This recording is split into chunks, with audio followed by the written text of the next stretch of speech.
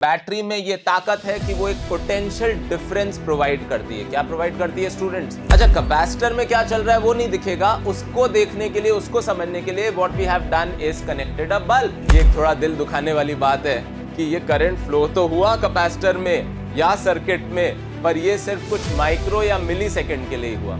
Combination की बात बिल्कुल वैसी ही है जैसे मैं हमेशा समझाता हूँ। जैसे 10th क्लास के बच्चे को भी कोई समझाएगा कि मान लीजिए आपको अपने गार्डन में पानी देना है पाइप के थ्रू। Hello students, welcome back to the next exciting class of electrostatics.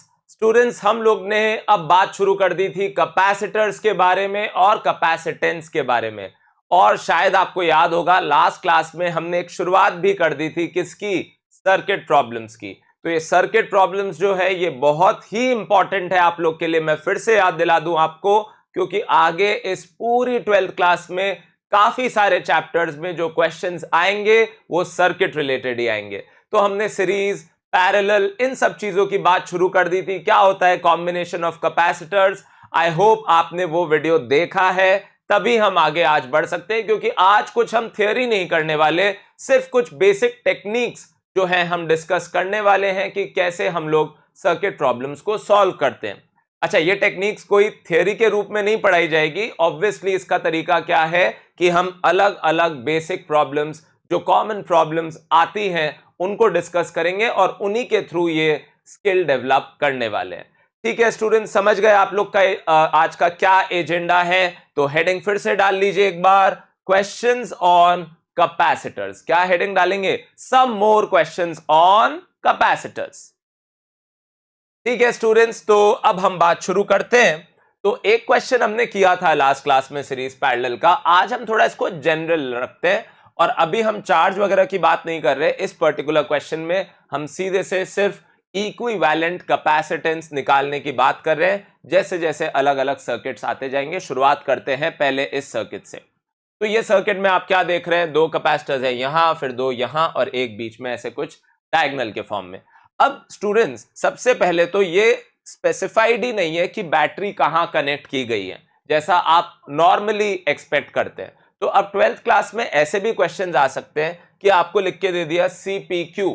इसका मतलब ये हो गया कि आप खुद इमेजिन कर लीजिए कि बैटरी अगर किसके बीच में होती, P और Q, तो फिर कैसे इक्विवेलेंट कैपेसिटेंस हम पता करते।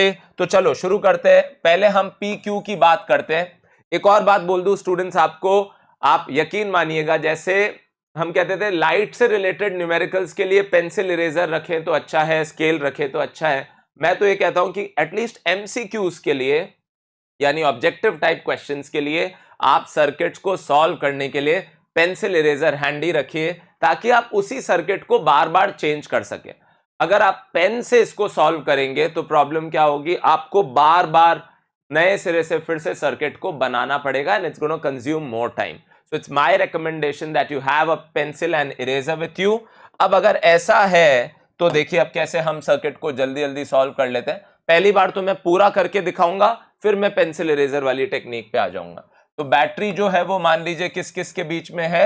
P और Q। ठीक है, अब ये जैसे ही P और Q के बीच में है, तो सबसे पहले तो जो समझने वाली बात है वो क्या है स्टूडेंट्स? वो ये है कि S और R अब कोई टर्मिनल्स नहीं है। तो ऐसा भी कर सकते हैं, ऐसा भी कर सकते हैं कि मैं एक बार के लिए S को और R को सीन से गायब कर देता हूं। तो ये मैंने S और R को सीन से गायब कर दिया ताकि कोई कंफ्यूजन ना हो। अच्छा, अब हमें बैटरी के हिसाब से इक्विवेलेंट बताना है, तो हमें सर्किट को समेटना है, और ऐसे समेटना है कि हम बैटरी पे लास्ट में पहुंचे। मैं फिर दोहरा रहा हूं, हमें सर्किट को समेटना है ऐसे कि हम बैटरी पे लास्ट में पहुंचे। तो नीचे से सर्किट को समेटना शुरू करते हैं, क्योंकि बैटरी जो है वो ऊपर है P और Q के बीच में, और अब हम सर्किट को वापस वापस बनाते हैं। यानी हम क्या करें अब स्टूडेंट्स? सबसे पहले हम ये देख लेते हैं कि ये दोनों सीरीज में है। क्यों सीरीज में है स्टूडेंट्स? क्योंकि जो चार्ज इसमें से होके आएगा वो इसमें से होके ही जाएगा, हेंस ये दोनों किस में है? सीरीज में। और इन दोनों का जो इक्विवेलेंट होगा वो होगा C1 C2 upon C1 plus C2। तो आपको याद होगा सीरीज में जो फॉर्मूला था वो था 1/C equivalent is equal to 1/C1 plus 1/C2, जिसको रेसिप्रोकल करके आपने लिख दिया था C1C2 upon C1 plus C2। तो ये जाहिर सी बात है 2C/3 आ जाएगा। यानी अभी तो मैं पूरा करके बता रहा हूं आपको। तो अब आपने यहां कैपेसिटर बना लिया, फिर आपने यहां कैपेसिटर बना लिया, या ऐसे भी इसको बना सकते हैं अभी कि यहां एक कैपेसिटर है जो कि आपको दिख ही रहा है C, फिर यहां एक कैपेसिटर है जो कि आपको दिख ही रहा है 2C, और अब आपने क्या किया, इन दोनों को हटा के क्या कैपेसिटेंस लगा दिया, तो आंसर है 2C/3। किन दोनों को हटा के स्टूडेंट्स? इसको और इसको हटा के आपने एक सिंगल कैपेसिटर लगा दिया 2C/3। अब देखो अपने आप आपको जवाब मिल जाएगा कि हमें बैटरी पे लास्ट में जाना है स्टूडेंट्स। तो अब हम नीचे से समेटते हैं इसको, तो नीचे से समेटते हैं तो 2C/3 और C किस में दिख रहे हैं क्लियरली? पैरेलल में दिख रहे हैं स्टूडेंट्स। किस में दिख रहे हैं? पैरेलल। तो अगर पैरेलल में दिख रहे हैं तो सीधे सीधे ऐड हो जाएंगे, और 2C/3 और C ऐड होके क्या बन जाएंगे? 5C/3। तो अगर ये 5C/3 बन गए तो आपका जो नया सर्किट है, या ऐसे कह लीजिए सिंप्लीफाइड सर्किट है, वो कुछ अब ऐसा हो गया, और इन दोनों को हटा के मैंने क्या लगा दिया? एक 5C/3। ठीक है, यहां पे एक सिंगल कैपेसिटर लगा दिया, कितना? 5C/3, और बैटरी एज यूजुअल हमारी यहां पे है।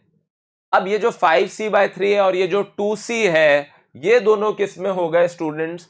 क्लियरली ये सीरीज में हो गए। मैं फिर कह रहा हूं बैटरी पे लास्ट में पहुंचना है, तो यहां ये कैलकुलेशन अलग से कर लेते हैं कि भाई 1/C equivalent is equals to 1/2C plus 1/5C/3, यानी 3/5C। आराम से समझो, कोई जल्दबाजी नहीं है। तो 1/C इक्विवेलेंट क्या आ गया स्टूडेंट्स? तो आप बोलोगे सर अगर हम एलसीएम लेते हैं तो ये तो हो गया 10C, और ये हो जाएगा 5 प्लस 6 यानी कि 11। I hope I have made no mistake here. 5 और 2 into 3 6 यानी कि 11। तो C इक्विवेलेंट जो हमारा आ गया स्टूडेंट्स, वो कितना आ गया? वो आ गया 10C/11। तो अगर ये 10C/11 आ गया तो वो 10C/11 बनाने के बाद अब ज्यादा कुछ बचा है नहीं करने के लिए। एक 10C/11 यहां है और एक C यहां है, और ये दोनों क्लियरली किस में दिख रहे हैं आपको स्टूडेंट्स? सर ये दोनों क्लियरली हमें पैरेलल में दिख रहे हैं। किस में दिख रहे हैं?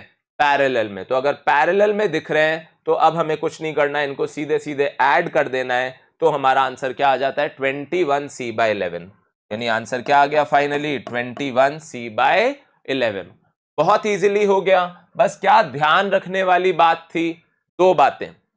पहला, जहां पे हमें इक्विवेलेंट निकालना है वहां हमने एक बैटरी इमेजिन कर ली। वो बैटरी इमेजिन करने के बाद हमने सर्किट को समेटना शुरू किया, उसको कंसोलिडेट करना शुरू किया इस तरीके से कि बैटरी पे हम लास्ट में पहुंचे।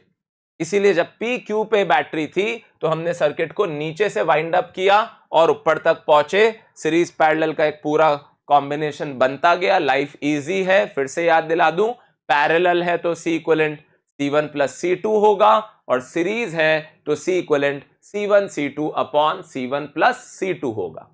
ठीक है स्टूडेंट्स, आई होप आपको पूरी बात अच्छे से समझ आ गई होगी।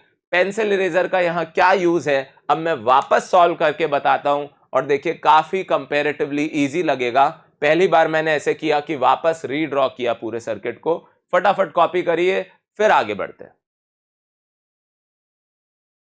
ठीक है स्टूडेंट्स, तो आई होप आपने कॉपी कर लिया। अब मैं क्या करता हूं, पूरे इसको इरेज कर देता हूं फटाफट से, और अब नया पार्ट अटेम्प्ट करता हूं। तो नया पार्ट क्या है स्टूडेंट्स? तो नया पार्ट है जिसके अंदर अब बैटरी कहां पे कनेक्ट की है हम लोगों ने? तो बैटरी अब हम लोगों ने कनेक्ट की है P और S के बीच में। तो यहां मैं पहले बैटरी बना लेता हूं सबसे पहले। यानी अब ये दो टर्मिनल्स किसी काम के नहीं है, या ऐसे बोल लो यहां कोई चार्ज का सोर्स नहीं है, तो इनको मैं इस तरीके से सीन से बाहर कर देता हूं। ठीक है, तो अब देखिए क्या होगा। अब हमारे पास फिर से सर्किट ड्रॉ करने का मौका है। ये दोनों किस में हो गए स्टूडेंट्स? ये दोनों हो गए सीरीज में। क्यों? इस बार बैटरी है लेफ्ट साइड, तो आपने सर्किट को समेटना शुरू किया राइट साइड से। तो 2C और C किस में हो गए स्टूडेंट्स? सर ये तो सीरीज में हो गए, तो हम फटाफट से बना लेते हैं। ये रहा हमारा 2C फिर ये रहा हमारा C, फिर ये रहा हमारा दूसरा C, और फिर यहां पे इन दोनों को वाइंड अप करके मैंने क्या लगा दिया, एक 2C/3, और बैटरी एज यूजुअल यहां है। ठीक है, तो अब ये 2C/3 मैंने इन दोनों को हटा के लगा दिया। अब ये 2C/3 इस C के साथ किस में दिख रहा है स्टूडेंट्स? तो आप बोलोगे सर ये इस C के साथ पैरेलल में दिख रहा है। तो अगर पैरेलल में दिख रहा है ये 2C/3 इस C के साथ, तो क्यों ना हम एक काम करते हैं, इस पूरे को यहां से वाइंड अप करके एक सिंगल लगा लेते हैं 5C/3, क्योंकि 2C/3 और C जब ऐड करेंगे तो क्या बन जाएगा, 5C/3। आपको खुद को ट्राई करना है आइडियली, बार बार नहीं बताऊंगा ये बात। आप वीडियो को पॉज करेंगे, जब भी कोई क्वेश्चन मिलता है खुद ट्राई करेंगे, फिर सॉल्यूशन देखेंगे। अब 5C/3 और C किस में है स्टूडेंट्स? ये सीरीज में है। तो सीरीज में है तो फिर से ऐसे भी लिख सकते हैं 5C/3 into C upon 5C/3 plus C, यानी ये कितना आ जाएगा स्टूडेंट्स? ये आ जाएगा 5C/8। तो इन दोनों को मैं हटा के यहां पे क्या लगा देता हूं, एक 5C/8, और जैसे ही मैंने यहां एक 5C/8 लगाया, वो इस 2C के साथ किस में दिख गया आपको?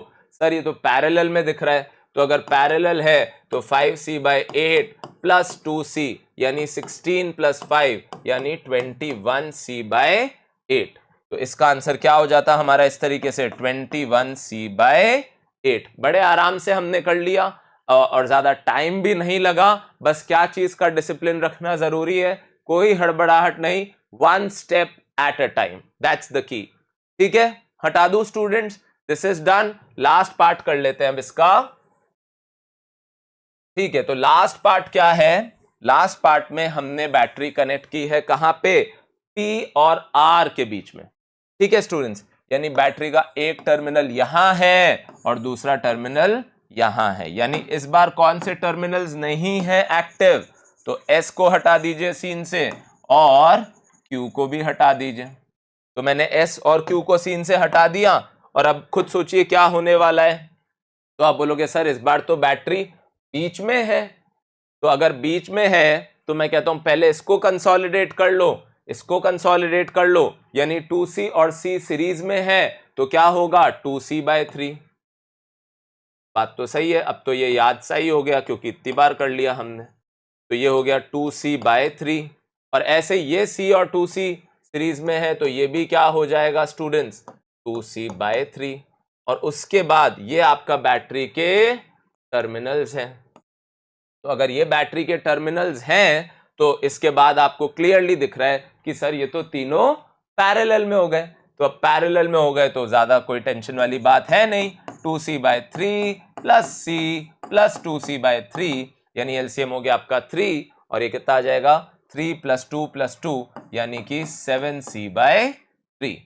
तो हो सकता है आपने 10th में भी ये सब क्वेश्चंस किए हो, जाहिर सी बात है किए ही होंगे सीरीज पैरेलल के, पर एक फिर से हो सकता है उसको बहुत टाइम हो गया तो आपको अब वो मेमोरी रिफ्रेश हो गई है, और अब हम फटाफट से आगे के क्वेश्चंस भी कर पाएंगे। पर बहुत सारी क्रिएटिविटी भी है इसमें, ऐसा नहीं कि सीरीज पैरेलल तक ही चीजें रिस्ट्रिक्टेड है। 12th क्लास में एक आगे हम पढ़ेंगे कर्चॉफ्स लॉज। तो कर्चॉफ्स लॉज आने के बाद हम पढ़ेंगे कि चीजें काफी बदल जाएगी, उसको सर्किट्स को सॉल्व करने की टेक्निक्स और भी बहुत सारी आ जाएगी, पर वो आज की क्लास में नहीं होने वाला। आज की क्लास जो है वो सीरीज पैरेलल पे ही बेस्ड है। तो आई होप समझ में आ गया। फटाफट से कॉपी करिए, या जो भी है वीडियो को पॉज करके एक बार तसल्ली से सॉल्व करिए, फिर आगे बढ़ते हैं। ठीक है स्टूडेंट्स, तो अगला क्वेश्चन क्या है कि यहां थोड़ा मैंने ओपन टर्मिनल, अब मैं सारे नहीं करके बताऊंगा स्टूडेंट्स, अब आप खुद ट्राई करेंगे तभी मजा आएगा। Physics is all about practice, so don't go like this कि आप खाली सॉल्यूशन देख रहे हैं, it doesn't make any sense, right. तो अब जो बैटरी है वो किस किस के बीच कनेक्ट कर दी, फॉर एग्जाम्पल मैंने P और Q। तो इसमें मैं एक चीज सिखाना चाह रहा था इस क्वेश्चन के थ्रू कि अब ये वाला जो आप कैपेसिटर है और ये वाला जो कैपेसिटर है, ये अब आपका किसी काम का नहीं है, क्योंकि इनमें चार्ज ही इंड्यूस होने का स्कोप नहीं रहेगा, क्योंकि दूसरी साइड से कोई चार्ज प्रोवाइड करने वाला ही नहीं है। इसको हम कह सकते हैं यहां ओपन सर्किट रह गया। ओपन सर्किट रह गया तो ये सर्किट का जो हिस्सा है ये एक्चुअली पार्टिसिपेट ही नहीं कर रहा है चार्जिंग के अंदर कैपेसिटर्स की। Same applies for this. तो अगर आप इनको सीन से बाहर कर दें और बैटरी ऊपर देख रहे हैं तो नीचे से सर्किट को समेटना शुरू करें तो आपको क्लियरली दिख जाएगा कि ये तीनों इनफैक्ट, क्यों? क्योंकि जो भी चार्ज इधर से जाएगा वो इधर से जाके इधर से होके फिर से सर्किट में आ जाएगा। यानी ये तीनों आपको किस में दिख रहे हैं स्टूडेंट्स? ये तीनों आपको दिख रहे हैं सीरीज में, और 2 सीरीज में है तो ये कितना हो जाएगा? 2/3 माइक्रोफैरेड। यानी मुझे क्या करना चाहिए, यहां पे एक 2 माइक्रोफैरेड लगा के, फिर यहां पे एक और 2 माइक्रोफैरेड लगा के, और फिर यहां पे एक और 2 माइक्रोफैरेड लगा के इन तीनों को रिप्लेस कर देना चाहिए एक सिंगल 2/3 माइक्रोफैरेड से। अब ये 2/3 माइक्रोफैरेड इस 2 माइक्रोफैरेड के साथ अपने आप आपको लग जाएगा अरे सर ये तो पैरेलल में है, और अगर पैरेलल में है तो 2/3 और 2 को आप ऐड करेंगे तो ऑब्वियसली कितना आ जाएगा? 8/3। तो अगर 8/3 आ गया तो ये हो जाएगा आपका 2 माइक्रोफैरेड, फिर ये आपका हो गया 8/3 माइक्रोफैरेड, और फिर से ये आपका हो गया 2 माइक्रोफैरेड। और ये तीनों अब आपको किस में दिख रहे हैं स्टूडेंट्स? सर ये तीनों अब हमें सीरीज में दिख रहे हैं, तो हम क्या लिख देंगे? 1/C equivalent is equals to 1/2 plus 3/8 plus 1/2। तो यहां से 1/C इक्वलेंट कितना आ जाएगा स्टूडेंट्स? तो आप बोलेंगे एलसीएम है 8, ऊपर आ जाएगा 4 प्लस 3 प्लस 4, यानी सी इक्वलेंट क्या आ गया स्टूडेंट्स? तो ये आ गया 8/11 माइक्रोफैरेड। स्टूडेंट्स प्लीज रेसिप्रोकल करना मत भूल जाना, जल्दबाजी में आंसर 11/8 मत पसंद कर लेना, क्योंकि वो जरूर ऑप्शंस में होगा। आंसर 11/8 नहीं 8/11 होगा। आई होप आपको बात समझ में आ गई। ये तीनों क्यों सीरीज में है, ये क्यों पैरेलल में है, क्यों ये दोनों हमने सर्किट से रूल आउट कर दिए। हर बात क्रिस्टल क्लियर होनी चाहिए। क्या मैं अब नहीं कर रहा हूं, ये मैं अब नहीं कर रहा हूं, ये मैं अब नहीं कर रहा हूं। मुझे ऐसा लगता है अब आप समझ गए होंगे कि जब बैटरी पी और एस के बीच में है तो ये दोनों फिर अब किसी काम के नहीं है, और सर्किट को आप राइट से समेट के लेफ्ट की तरफ आएंगे। फिर भी आपसे ना हो तो डू कमेंट डाउन बिलो, हम लोग आपकी हेल्प जरूर करना चाहेंगे, बट मुझे इतना भरोसा है कि ये तो आप संभाल ही लेंगे अब, क्योंकि ये सिमिलर कैटेगरी ऑफ क्वेश्चन है। So let's not waste time. चलिए स्टूडेंट्स, तो जो नेक्स्ट क्वेश्चन है ये है हमें बताना है capacitance equivalent between A and B. अब एक नई तरीके की शुरुआत होने जा रही है क्वेश्चंस की। वो क्या है कि कनेक्टिंग वायर्स की हम सिग्निफिकेंस समझने वाले हैं। क्या मतलब है इस बात का कि जैसे मान लीजिए ये टर्मिनल आपका बैटरी का एक टर्मिनल है, ये दूसरा, तो ये अगर ए है तो ये भी ए होगा, क्योंकि वही वायर चल रहा है तो पोटेंशियल चेंज नहीं होगा। ऐसे ही अगर ये ए है तो ये भी ए ही होगा। ये बात बहुत बहुत बहुत इंपॉर्टेंट है स्टूडेंट। ये ए है तो ये भी ए होगा, ये बी है तो ये भी बी होगा, ये बी है तो ये भी बी होगा। यानी कि आप इसको एक अलग नजर से अब देखोगे कि इसका एक टर्मिनल ए है, मान लीजिए जो बीच वाला टर्मिनल है ये एक्स है, तो ये जो कैपेसिटर है ये ए और एक्स के बीच में, ये जो कैपेसिटर है सर ये भी ए और एक्स के बीच में, सिमिलरली ये और ये दोनों बी और एक्स के बीच में। तो कुछ ऐसा जैसा आप कन्वेंशनली एक इमेजिनेशन बनाते कि सर ये तो एक सी हो गया, ये तो एक सी हो गया, ये दोनों तो किस किस के बीच में हो गए बोलिए? ए और बी। और यहां जो बचे हुए 4 कैपेसिटर है, हमेशा चेक कर लीजिएगा, टोटल यहां 6 कैपेसिटर्स है, तो आपको सर्किट भी ऐसा बनाना है जिसमें वापस से 6 कैपेसिटर हो, कोई गलती ना हो जाए। अब ये दोनों किस में दिख रहे हैं स्टूडेंट्स? क्लियरली ये दोनों आपको दिख रहे हैं पैरेलल में, दिख रहे हैं पैरेलल में, और ये दोनों भी आपको किस में दिख रहे हैं स्टूडेंट्स? पैरेलल में। क्यों दिख रहे हैं पैरेलल में? इसलिए दिख रहे हैं क्योंकि ये भी ए और एक्स के बीच में है और ये भी ए और एक्स के बीच में। दिख रहा है कि नहीं दिख रहा है आपको? ये भी ए और एक्स के बीच में, ये भी ए और एक्स के बीच में, ये भी बी और एक्स के बीच में, और ये भी बी और एक्स के बीच में। कहने का मतलब क्या है, अब सर्किट जो है वो ज्यादा अच्छे से समझ में आ रहा है। अब ये भी सी है, ये भी सी है, ये भी सी है, ये भी सी है, तो ये दोनों सी पैरेलल में क्या बन जाएंगे? 2C। ये दोनों सी भी पैरेलल में क्या बन जाएंगे students? 2C। Don't do the mistake ये सीरीज पैरेलल उल्टा है रेजिस्टर से। 2C और 2C यानी सर्किट को आप फिर से रीड्रॉ करेंगे तो ये C है, ये C है, और ये 2C और 2C अगर सीरीज में है तो वापस 2C/2 यानी ये भी आपका C है। तो आपकी जो इफेक्टिव कैपेसिटेंस आ रही है वो क्लियरली C तीनों पैरेलल में यानी 3C आ रही है। यानी यहां पे हमने ये सिग्निफिकेंस समझी कि कैसे दो कैपेसिटर जो एकदम से समझ नहीं आ रहा था पैरेलल में है, अब समझ में आ रहा है, क्योंकि हम पैरेलल को कुछ ऐसा ही इमेजिन करते हैं। कभी ऐसे हमने देखा और उसको पैरेलल खट से समझ लिया, ऐसा आज तक नहीं हुआ था। पर अब आई होप अब आपको ये समझ में आने लगेगा कि कैसे हम इसको सीरीज पैरेलल जज कर रहे हैं, इवन दो ये हमारे कन्वेंशनल फॉर्म में बने हुए नहीं हैं। ठीक है स्टूडेंट्स, तो आगे बात करते हैं। आगे क्या बात करते हैं, अब आप ट्राई करिए उसी टेक्निक को फिर से आप अप्लाई कर पा रहे हैं क्या, कि ये B है तो ये भी B है, तो ये भी B है और ये भी B है। क्यों ये सारे B है? क्योंकि ये एक ही पोटेंशियल पे चल रहे हैं। ये A है तो ये A नहीं माना जा सकता स्टूडेंट्स, क्योंकि बीच में कैपेसिटर आ गया, कनेक्टिंग वायर बीच में टूट गया तो वो पोटेंशियल नहीं चलेगा। इसीलिए इसको B भी नहीं मान सकते, क्योंकि ये आपका सीधे इससे कनेक्ट नहीं हो रहा। इसको आपको एक नया नाम देना पड़ेगा, लेट्स से X।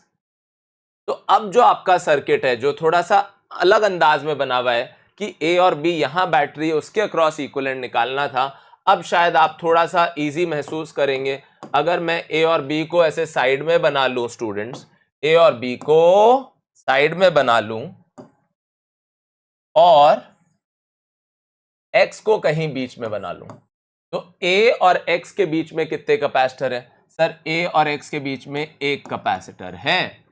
और कितने कैपेसिटर्स हैं B और X के बीच में? सर 3। इसका मतलब ये कुछ ऐसा सर्किट डायग्राम हो गया क्या स्टूडेंट्स?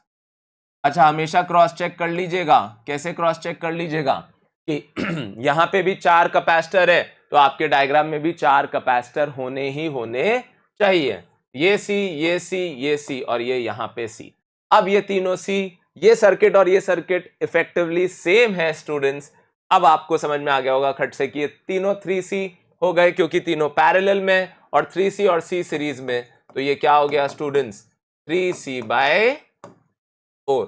क्यों? ये 3C है, ये C है, तो C into 3C upon C plus 3C, ये आपका C इक्विवेलेंट हो गया। आई होप समझ में आ गया होगा क्या चल रहा है। सर्किट्स आपको इजी लगने चाहिए।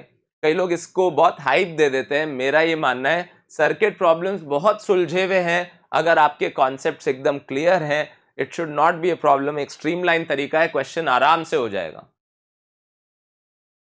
Right students, let's move on to the next one. तो ये जो क्वेश्चन है इसमें आपको जरूर 3 कैपेसिटर्स दिख रहे हैं और आगे बैक टू बैक दिख रहे हैं, तो शायद आपका मन करे ये कहने का कि ये तीनों किसमें है स्टूडेंट्स? सीरीज में। पर हम समझते हैं ये तीनों सीरीज में वाकई क्यों नहीं है। तो देखिए, सीरीज में तब होते ये जब इसका चार्ज प्योरली इससे शेयर होता, यानी इसी पे जाता और कहीं उसकी ब्रांचिंग का स्कोप नहीं होता। एग्जाम्पल के तौर पे मान लो यहां से Q चार्ज गया और वो पूरा Q यहां जाता, तो आप ये कह पाते कि ये दोनों किसमें स्टूडेंट्स? सीरीज में। पर क्योंकि उसकी यहां पे ब्रांचिंग होगी, क्योंकि यहां Q1 गया तो हो सकता है यहां से Q2 चला गया, तो जरूरी नहीं है कि पूरा Q इसका इसने शेयर किया। इसलिए हम ये कह सकते हैं स्टूडेंट्स कि ये जो है ये सीरीज में नहीं है। तो फिर अब आप ऐसे सोचिए कि ये A है तो ये भी A है, तो ये भी A है और ये भी A है। सिमिलरली अगर ये B है तो ये भी B है, ये भी B है, ये भी B है और ये भी B है। यानी अब ये समझ में आ रही है बात कि ये तीनों जो है ये सीरीज में तो बिल्कुल भी नहीं थे, पर ये तीनों पैरेलल में जरूर हो गए, क्योंकि तीनों ही A और B के बीच में कनेक्टेड है। तीनों ही किसके बीच में कनेक्टेड है स्टूडेंट्स? A और B के बीच में। क्लियरली आप देख सकते हैं तीनों ही किसके बीच में कनेक्टेड हैं?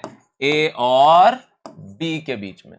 यानी कि ये 2 माइक्रोफैरेड और 2 माइक्रोफैरेड कुछ ऐसे दिखने चाहिए, यानी तीनों पैरेलल में है, तो C इक्विवेलेंट क्या होना चाहिए स्टूडेंट्स? 6 माइक्रोफैरेड। क्या होना चाहिए? 6 माइक्रोफैरेड। तो आई होप आपको बात समझ में आ गई होगी कैसे ये पूरा हमने सेटल किया और क्यों ये सीरीज में नहीं है बल्कि पैरेलल में। टेक्निक यही है, ट्रिक यही है कि जब तक कनेक्टिंग वायर चलता रहे तब तक पोटेंशियल चेंज होना नहीं चाहिए, तो आप उसी पोटेंशियल को कैरी फॉरवर्ड करते जाइए। ठीक है स्टूडेंट्स, तो अब एक चीज की मैं बात यहीं पे कर लेता हूं थोड़ा स्पेस यूज करके, कि एक पर्टिकुलर केस है जहां आप एकदम से रियलाइज कर लोगे कि दिखने में जो सीरीज लग रहा था वो लास्ट में निकला पैरेलल। ऐसा ही एक और कॉन्सेप्ट होता है जिसे हम लोग कहते हैं व्हीटस्टोन ब्रिज। ये साइंटिस्ट के नाम पे है, क्या नाम था इनका? Wheatstone bridge. ठीक है, तो व्हीटस्टोन इनका नाम था, इसको हम कहते हैं व्हीटस्टोन ब्रिज प्रिंसिपल। तो ब्रिज मतलब ऑब्वियसली कोई दो पॉइंट्स को कनेक्ट करने वाली बात हो रही होगी। तो जैसे मान लीजिए ये C1 है, ये C2 है, ये C3 है और फाइनली ये C4 है। ठीक है स्टूडेंट्स, तो यहां पे क्या है? 4 कैपेसिटर्स है। अगर मैं आपको बोलूं बैटरी यहां पे है, ठीक है, बैटरी, चलो इसको वापस से बनाते हैं एक बार। हाँ, मान लीजिए मैं आपसे कहता हूं बैटरी, ऐसा कुछ अरेंजमेंट है, मान लीजिए बैटरी यहां पे है ना, बैटरी यहां पे है, तो आपका क्लियरली मन करेगा ये बोलने का कि ये C1, C2, C3 और C4 कुछ इस तरीके से है कि C1 और C2 किस में? सर सीरीज में। C3 और C4 किस में? सर सीरीज में। और फिर उसके बाद ये पैरेलल में, इसमें कोई डाउट नहीं है। पर क्या होगा अगर मैं बीच में एक और ब्रिज बना दूं C5? तो आप बोलोगे सर अब मुश्किल हो गई, अब ये दोनों सीरीज में नहीं है क्योंकि इसका चार्ज प्योरली इसमें फ्लो नहीं कर रहा जो अभी जस्ट कर रहा था, ना ही ये दोनों पैरेलल में। क्योंकि अगर मान लीजिए ये टर्मिनल A है, ये टर्मिनल B है, हो सकता है ये टर्मिनल C हो और ये टर्मिनल D हो, तो ये तो A है, यानी इन दोनों कैपेसिटर C1 C4 का लेफ्ट टर्मिनल तो A पे है, पर इसका राइट टर्मिनल C पे है, तो इसका राइट टर्मिनल तो D पे है, तो ये दोनों पैरेलल में नहीं है, यानी ना कोई सीरीज है ना कोई पैरेलल है।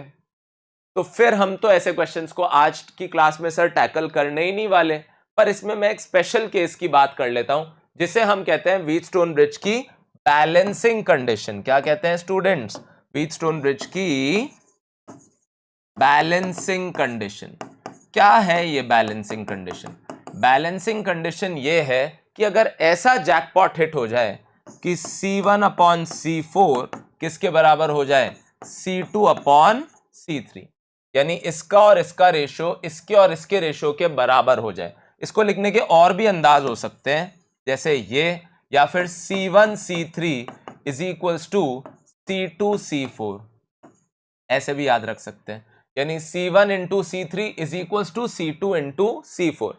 अगर स्टूडेंट्स इन दोनों का रेशो इन दोनों के रेशो के बराबर है तो जैसा पोटेंशियल ड्रॉप A से C तक आएगा, ध्यान से सुनना, जैसा पोटेंशियल ड्रॉप A से C तक आएगा वैसा ही पोटेंशियल ड्रॉप A से D तक भी आएगा, यानी A से C का ड्रॉप और A से D का ड्रॉप बिल्कुल सेम आएगा, सिमिलर आएगा। इसी कॉन्सेप्ट को हम लोग क्या कहते हैं? Balancing condition of Wheatstone bridge. और अगर ऐसा है तो भले ही आपको दो अलग अलग टर्मिनल दिख रहे हैं, बीच में कैपेसिटर दिख रहा है, पर यहां और यहां पोटेंशियल सेम हो जाएगा। और अगर पोटेंशियल सेम हो गया तो ये C5 यहां कोई चार्ज ही नहीं कंज्यूम कर पाएगा क्योंकि उसके दोनों टर्मिनल्स सेम पोटेंशियल पे ही आ जाएंगे। और अगर दोनों टर्मिनल सेम पोटेंशियल पे आ गए तो जब यहां कोई चार्ज ही नहीं फ्लो किया, तो अगर यहां Q1 चार्ज गया तो यहां भी वो Q1 चला जाएगा, और यहां Q2 गया तो यहां भी वो Q2 चला जाएगा, यानी ये दोनों जैसा हमने कहा था सीरीज में हो जाएंगे, ये दोनों भी सीरीज में हो जाएंगे, और फिर इनका जो कॉम्बिनेशन है वो पैरेलल में हो जाएगा स्टूडेंट्स। यानी C1 और C2 सीरीज में तो C1 C2 upon C1 plus C2, और ऐसे ही C3 और C4 सीरीज में तो C3 C4 upon C3 plus C4, और फिर ये दोनों आपस में पैरेलल में हो जाएंगे। तो यहां बीच में क्या लगा दूं स्टूडेंट्स, प्लस साइन, क्योंकि पैरेलल में तो वो सीधे सीधे ऐड ही होंगे। ठीक है स्टूडेंट्स, तो पूरी बात समझ में आ गई आपको, कहां से बात शुरू हुई, क्या हुआ। ये एक नया कॉन्सेप्ट है जो आपको ध्यान रखना है। अब आप बोलो, इसका एक एग्जाम्पल बता देता हूं आपको फटाफट से, ताकि आपको पिक्चर और क्लियर हो जाए। तो जैसे मान लीजिए एग्जाम्पल के तौर पे मैं आपसे कहता हूं कि आप एक वैल्यू ले लीजिए 2 माइक्रोफैरेड। क्या वैल्यू ले लीजिए, 2 माइक्रोफैरेड, और यहां आप लेट्स से वैल्यू ले लीजिए 16 माइक्रोफैरेड। ठीक है, यहां वैल्यू ले लीजिए 4 माइक्रोफैरेड, और यहां वैल्यू ले लीजिए 8 माइक्रोफैरेड। तो इस तरीके से आप कह सकते हैं कि अगर ऐसा कॉम्बिनेशन बना हुआ हो और यहां मान लो कोई और कैपेसिटर है 5 माइक्रोफैरेड का, तो उससे हमें कोई फर्क नहीं पड़ने वाला कि इसकी वैल्यू क्या है, क्योंकि 2/8 यानी रेशो है 1/4, और 4/16 यानी फिर से रेशो है 1/4, यानी ये एक बैलेंस्ड कंडीशन ओबे कर रहा है, और इस वजह से हम बीच वाले कैपेसिटर को यहां से पूरी तरीके से इग्नोर कर सकते हैं। ऐसे याद रख लीजिए, 2 × 16 यानी कितना बैठ रहा है 32, 8 × 4 ये भी कितना बैठ रहा है स्टूडेंट्स 32। इसका मतलब बीच वाला कैपेसिटर यहां किसी काम का नहीं है। ठीक है स्टूडेंट्स, तो पूरी बात समझ में आ गई आई होप आपको। फटाफट इसको कॉपी करिए, बहुत इंपॉर्टेंट कॉन्सेप्ट है, एक क्वेश्चन में इसको अप्लाई करके देखते हैं। ऑलराइट स्टूडेंट्स, तो अब जो इसको अप्लाई करके हम देख लेते हैं क्वेश्चन के थ्रू। तो यहां पे आप बोलोगे कि 5 कैपेसिटर्स का एक कॉम्बिनेशन आप लोग को दिख रहा है, और ये तीनों तो सीरीज में बिल्कुल भी नहीं है, अब हमने समझ लिया।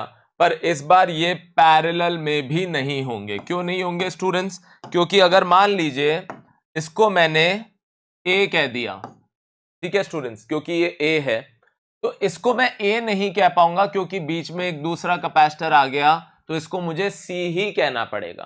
ठीक है, अच्छा ये अगर सी है तो इसको मैं सी नहीं कह सकता क्योंकि बीच में कैपेसिटर आ गया, तो इसको मुझे डी कहना पड़ेगा। यानी यहां पे एक कॉम्बिनेशन है जिसमें 4 अलग अलग टर्मिनल्स है।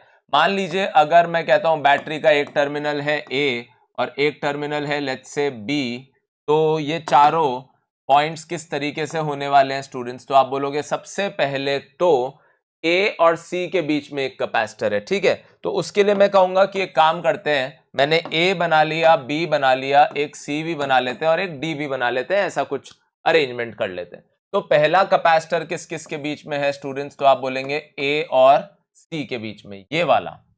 फिर इसका काम हो गया, तो ये वाला कैपेसिटर जो है नीचे वाला, ये बी और डी के बीच में है। अच्छा, अब इसका काम हो गया तो इसको कनेक्ट कर लेते हैं, ये किस किस के बीच में है, ए और डी के बीच में है। अब इसको कर लिया तो इन दोनों के बीच में जो कैपेसिटर है यानी बी और सी के बीच, उसमें हम एक लेट्स से 2 माइक्रोफैरेड कनेक्ट कर देते हैं। ठीक है, तो ये चारों जब हो गए, ये चारों जब हो गए, तो अब एक कैपेसिटर बच गया। कौन सा बच गया स्टूडेंट्स, एक कैपेसिटर बच गया जो बीच में है, जो किस किस के बीच में है, सी और डी के बीच में। अच्छा, अच्छी बात क्या है, ये सारे ही किस वैल्यू के हैं स्टूडेंट्स, ये सारे ही 2 माइक्रोफैरेड के हैं।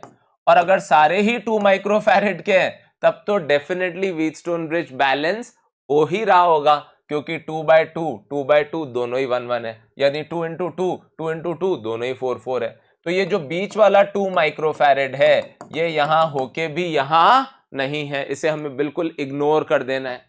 तो अगर इग्नोर कर दिया तो ये दोनों सीरीज में, ये दोनों सीरीज में, यानी 4 और 4 नहीं सीरीज में, सॉरी, 2 और 2 सीरीज में यानी 1, 2 और 2 सीरीज में यानी 1, और 1 और 1 पैरेलल में यानी कि 2। ठीक है, तो आंसर क्या आ गया 2, यानी ये 5 कैपेसिटर्स का भले ही कॉम्बिनेशन दिख रहा होगा 2 माइक्रोफैरेड के, पर इफेक्टिवली आपको एक सिंगल 2 माइक्रोफैरेड का इफेक्ट करके देगा। ठीक है, ऐसा ही एक और क्वेश्चन है, यहां आपको ए और बी के बीच में इक्विवेलेंट बताना है। सर्किट थोड़ा अजीबोगरीब है, कितने कैपेसिटर्स हैं यहाँ पे, 1 2 3 4 5 एंड 6। ठीक है, तो फिर से वापस वही शुरू करते हैं कि हमने एक ए बना लिया और हमने एक लेट्स से बी बना लिया। तो ए और बी हमने दो बना लिए, और ये ए है ये बी है, तो मान लेते हैं कि ये सी है, तो ये डी है, तो ये ई है। ठीक है स्टूडेंट्स, ऐसा कुछ होने वाला है। अब सबसे पहले क्या करते हैं, एक कैपेसिटर जो है वो किस किस के बीच में है, वो है ए और सी के बीच में, वो है ए और सी के बीच में। फिर इसका काम, मैं एक काम करता हूं, उस पे पॉइंट लगाता जाता हूं जो जो मैं बना चुका हूं। तो ए और सी वाले के बीच का मैंने बना लिया। ठीक है, अब मैं यहां पे एक बना लेता हूं ई, और यहां पे एक बना लेता हूं डी। ठीक है, तो अब जो अगला कैपेसिटर है वो किस किस के बीच में, सी और डी के बीच में, यानी ये वाला मैंने इधर इंक्लूड कर लिया है, सी और डी के बीच में। ठीक है, सारे बराबर है तो ज्यादा टेंशन नहीं है। ठीक है, अब बोलिए सी और ई के बीच में एक है, सी और ई के बीच, तो ये वाला भी हो गया। अब अगला किस किस के बीच में, डी और ई, डी और ई, तो ये वाला भी हो गया। अच्छा, फिर अगला किस किस के बीच में, डी और बी, तो ये वाला। ठीक है, और फिर लास्ट किस किस के बीच में स्टूडेंट्स, कौन सा रह गया, डी और बी और डी वाला हो गया ना, ये वाला हो गया। अब कौन सा बच गया, बी और ई के बीच में, तो बी और ई के बीच में, इसको मैं हटा देता हूं यहां से, बी और ई के बीच में एक और बना देता हूं, यानी इस तरीके से बन गया। तो कहीं ना कहीं आपको व्हीटस्टोन ब्रिज दिख गया क्या स्टूडेंट्स, बिल्कुल दिख गया, ये सब सेम है। तो 2/2 2/2, तो इसको आपने हटा दिया, और जैसे आपने इसको हटा दिया, आपकी बैटरी ए और बी के बीच में थी, तो जाहिर सी बात है कि ये 2 और ये 2 सीरीज में अभी अभी किया ही था हम लोगों ने, 2 और 2 सीरीज में 1, 2 और 2 सीरीज में 1, तो 1 और 1 पैरेलल में 2, और फिर वापस ये 2 और 2 सीरीज में, यानी कि सी इक्विवेलेंट क्या हो गया स्टूडेंट्स, 1 माइक्रोफैरेड। यानी हमने एक और कैपेसिटर ऐड कर लिया, यहां 5 थे तो यहां 6 कर लिए, पर फिर भी जो हमें इक्विवेलेंट मिल रहा है वो सिर्फ एक 1 माइक्रोफैरेड का मिल रहा है। तो आई होप व्हीटस्टोन ब्रिज की अब क्लैरिटी आ गई होगी, फटाफट से कॉपी करिए, फिर आगे बढ़ते हैं। All right students, so the next question, there are infinite number of capacitors. तो ये इनफाइनाइट सीरीज के क्वेश्चंस भी बहुत देखने को मिलते हैं। तो इसमें देखिए, या तो कुछ एपी जीपी ऐसा कुछ भी हो सकता है, कई बार कोई सीक्वेंस सीरीज का कॉन्सेप्ट लग जाए। बायो स्टूडेंट्स को शायद ज्योमेट्रिक प्रोग्रेशन के बारे में ना पता हो, तो ज्योमेट्रिक प्रोग्रेशन ऐसा कुछ होता है, अगर फर्स्ट टर्म जो है उसमें एक कॉमन मल्टीपल से अगली टर्म क्रिएट करी जाए, फिर ऐसे ही थर्ड टर्म जो है वो सेकंड टर्म में कॉमन फैक्टर को मल्टीप्लाई करके करी जाए, तो उसे हम क्या कहते हैं, एक ज्योमेट्रिक प्रोग्रेशन। तो जैसे आपने 10th क्लास में पढ़ा होगा अरिथमेटिक प्रोग्रेशन, जिसमें हर अगली टर्म पिछली टर्म में कुछ ऐड करते हैं, कुछ नंबर, चाहे वो पॉजिटिव हो चाहे वो नेगेटिव हो। ऐसे ही जीपी में हम कुछ फिक्स नंबर मल्टीप्लाई करते हैं, वो पॉजिटिव भी हो सकता है, नेगेटिव भी हो सकता है, 1 से बड़ा भी हो सकता है, 1 से छोटा भी हो सकता है। तो फर्स्ट टर्म अगर ए है तो उसमें एक कॉमन रेशो आर मल्टीप्लाई कर दिया, ऐसे ही कॉमन रेशो, फिर वापस, ऐसी सीरीज को हम लोग क्या कहते हैं स्टूडेंट्स, जीपी, ज्योमेट्रिक प्रोग्रेशन। इसके इंफिनिटी तक के सम, अब इंफिनिटी तक के सम की बात भी हम कब करेंगे, सिर्फ स्टूडेंट समझना, जब एक डिक्रीजिंग जीपीयू, यानी आर की वैल्यू 1 से कम हो, आर की वैल्यू 1 से कम हो। फॉर एग्जाम्पल मान लीजिए फर्स्ट टर्म है 100, क्या है फर्स्ट टर्म 100, सेकेंड टर्म है मान लीजिए 50, थर्ड टर्म है 25, फोर्थ टर्म है 25/2 यानी 12.5, फिर 12.5/2 यानी 25/4, फिर 25/8। ऐसी सीरीज को हम क्या कह सकते हैं, डिक्रीजिंग जीपी, जिसका फर्स्ट टर्म तो क्या हो गया स्टूडेंट्स 100, तो ए तो हो गया 100, और आर क्या हो गया स्टूडेंट्स 1/2। क्या मल्टीप्लाई कर रहे हो आप हर अगली टर्म में, मतलब पिछली टर्म में अगली टर्म पे आने के लिए 1/2। तो ऐसी सीरीज जब इंफिनिटी तक हम करते हैं तो वो आता है a/1 - r। ये आपको पता होना चाहिए कि इसका इंफिनिटी तक टर्म। अच्छा, क्यों ऐड कर पा रहे हैं इंफिनिटी तक टर्म्स, क्योंकि ये टर्म छोटी होती जा रही है। तो ऐसे मत सोचो अरे सर इनफाइनाइट टर्म्स है तो ऐड करके इनफाइनाइट आ जाना चाहिए, अरे आगे वाली टर्म्स ना के बराबर बचेगी, इसलिए इंफिनिटी तक ऐड करोगे तो एक फाइनाइट सम आएगा। तो ये कितना होता है, जैसे इसके लिए क्या हो गया इंफिनिटी तक का सम, तो आप बोलोगे सर फर्स्ट टर्म 100 है और कॉमन रेशियो 1/2 है, तो 1 - 1/2 तो कितना हो जाएगा 1/2, तो ये कितना हो जाएगा बोलिए 200। ठीक है, तो इसका इंफिनिटी तक आप सम करेंगे तो वो कितना आएगा 175 तो यही दिख रहा है, यानी बचे हुए सारे ऐड करोगे तो 25 है। खैर, तो अब जैसे ये 1 माइक्रोफैरेड 1 माइक्रोफैरेड ऐसा कुछ है, तो आप बोलोगे सर ये एक तरीके से 1 माइक्रोफैरेड है, एक तरीके से क्या है, तो सिंगल ये तो 1 ही है। अच्छा, फिर उससे अगला क्या है, तो ये सारे ए चल रहे हैं और ये सारे बी चल रहे हैं। तो सबसे पहले तो ये सारे अगर ए है तो ये 1 माइक्रोफैरेड है। अब अगर ये 1 माइक्रोफैरेड है तो अब ये दोनों मिला के 1 माइक्रोफैरेड और 1 माइक्रोफैरेड सीरीज में 2 नहीं है, क्या है, 1/2। फिर ऐसे ही उससे अगला वाला 4 है तो ये हो गया 1/4, है ना, ऐसा कुछ सीन है। और आगे ये इंफिनिटी तक जा रहा है, तो ये भी एक इनफाइनाइट सीरीज हो गई, जिसका फर्स्ट टर्म हो गया 1, अगला टर्म हो गया 1/2, अगला टर्म हो गया 1/4, और ऐसे करते करते इंफिनिटी तक चले जाइए। यानी एस इनफाइनाइट क्या आ गया, a upon 1 minus r, a upon 1 minus r. तो a की जगह 1 और r की जगह हाफ, तो ये कितना आ गया, 2 माइक्रोफैरेड। कितना आ गया स्टूडेंट्स, 2 माइक्रोफैरेड। यानी इन सबको हटा के आप एक सिंगल कैपेसिटर लगा सकते हैं 2 माइक्रोफैरेड का, वही बात पड़ेगी जो इन सब ने मिला के प्रोड्यूस की। फटाफट कॉपी करिए, फिर आगे बढ़ते हैं।